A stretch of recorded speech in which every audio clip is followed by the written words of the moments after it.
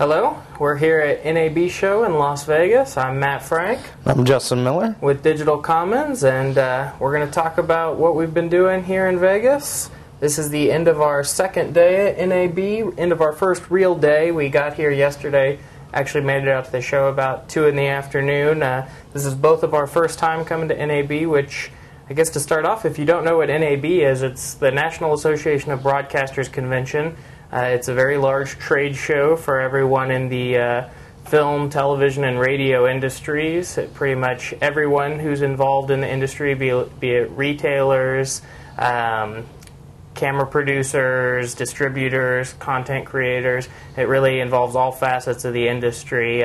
There's sections for churches, for educational, for pretty much every type of organization that can use video or film, or broadcast, or so that's what the show is. Really, the show's kind of divided into two parts. There's the show floor, which is where all of the exhibitors are, and then there's also the educational aspect of it, so through classes and workshops and hands-on training. So we spent our first day, the few hours that we had running around the show floor. We got to see some really neat things. We got to stop over at the Red One booth, which if you haven't heard of Red One, you should check it out. It's a new digital film camera that came out, last year? Yeah, they premiered it at last year's NAB. Yeah, and then they're bringing 2 new cameras on the online next year in 2009. Yeah. Some really interesting technology, a little above what we would use for our uses, but after we kind of toyed around with that for a little bit, we moved on to things that were more applicable to education. Well, and I think Red One is it is applicable in a few ways because that's the direction it's headed. Yeah, so, exactly. In 5 years, that technology is going to come down in cost. Well, even Scarlett now, I'd like to see what the price point on that is. And Scarlett is the lower price model of the Red One camera that they introduced here at NAB this year. So, tell us about what are the cool things you've seen so far.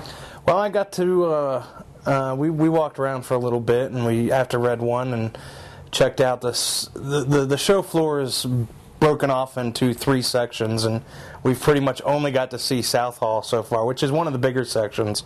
But when I was walking around and checking things out, I did get to see some live mixing via software and hardware. For live mixing, video would be how you would edit on the fly or mix video on the fly, like with the green screen and everything. Yeah, it was really neat. They did green screen keying, and then they put people into a 3-dimensional studio. They had a desk in front of them and 3D studio behind them, and you could set your cameras up with different angles so that you could have from each camera 3 different shots: a close-up, a medium shot, and a wide shot. Mm-hmm. So that was kind of neat. I think we have a little footage of that. Yeah. But the nice one that I was really unexpected by was I just saw out of the corner of my eye whisper rooms, which we had been looking at previously. What are whisper rooms? I'll get to that, for podcasting. And a whisper room basically is an enclosed area that drowns out all outside noise and also drowns out any kind of echo or reverb inside the room that you record audio to. They're used a lot for recording voiceovers, for film and TV and all sorts of different things, music. And we had been looking at them to use them possibly for areas that had a lot of noise, and were limited on space. Yeah, so a few of the Digital Commons installations who are interested in podcasting but maybe can't set up a studio or can't have the Mac in a quiet area, they could set up one of these whisper stations. And we actually recorded a little demonstration on the show floor, which is pretty much the worst case scenario as far as extra noise. It is really loud. There's literally 100,000 people there. There's music playing, everyone's talking. So we recorded a little demonstration to show you guys how much noise these whisper rooms actually eliminates from the outside world. So we'll take a look at that right now and let you see that.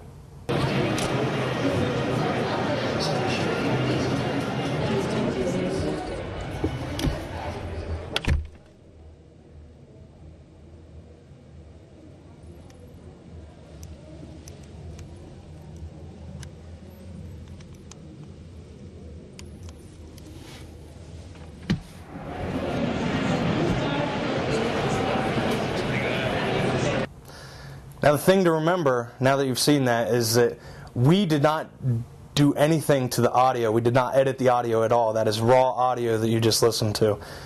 So it's interesting to see the vast difference between what a really noisy worst case scenario is versus when you step inside that room and the door latch is shut. Yeah, I was expecting it to cut down the noise, but when I actually stepped in there, I couldn't believe how much noise. Yeah, it was just like a low hum. All that noise was just like a low hum. It was kind of eerie looking out the window and seeing all these people moving around, and you couldn't hear barely any of it. So that was yesterday. Yesterday we went around the show floor. Tell me about today. What have you been up to today? Today we took our classes, our first day of classes. I had a great session this morning that focused on using podcasting, either video or just straight audio for marketing, for different things. Blogging. It was a lot of the stuff, it really surprised me. A lot of the stuff that they're pushing in our industry now is stuff that Penn State already does.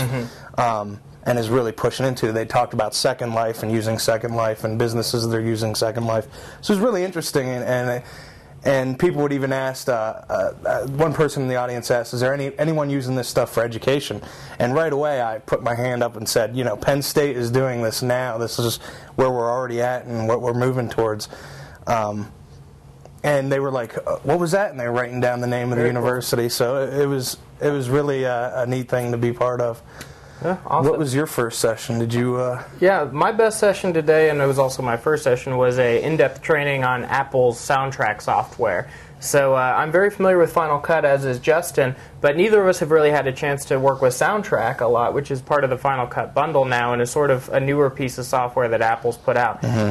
We get a lot of questions at the Digital Commons about, what's the best way to do audio? How do you remove pops and hum from air conditioning? Because we can't control a lot of the studio environments, the air conditioning, to completely remove all background noise. So I was able to learn how to do a lot of that stuff in Soundtrack, which is software that's already loaded on the Digital Commons machines. So some really valuable hands-on training with software that we've both been really interested in learning. The nice thing is the standard has always been Pro Tools, and a lot of the communication students still use and learn Pro Tools.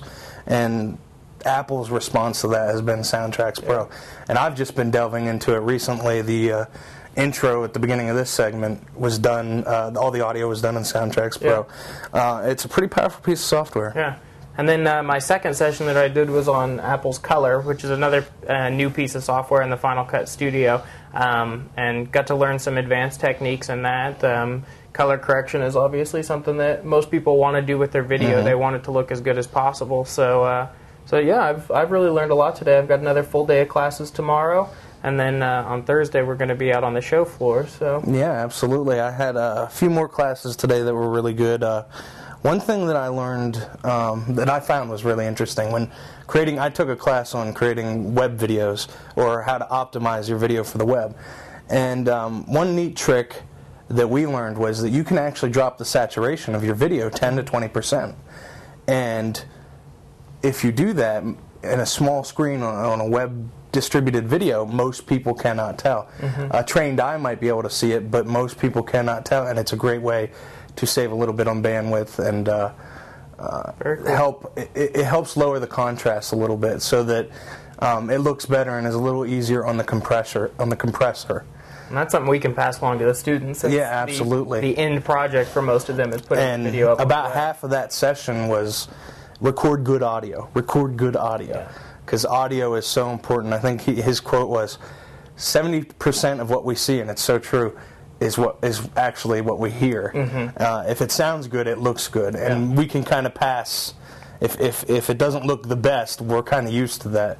But we demand good audio as consumers of video and content. Well, very cool.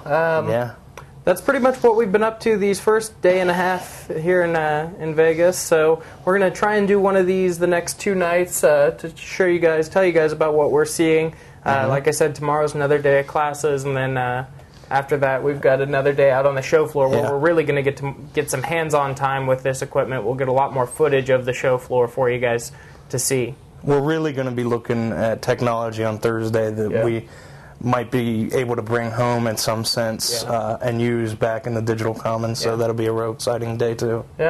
So that's all we got for tonight. Thanks for tuning in, and we'll catch you guys the next few nights. Well, we're signing off from beautiful Paris Hotel in Las Vegas.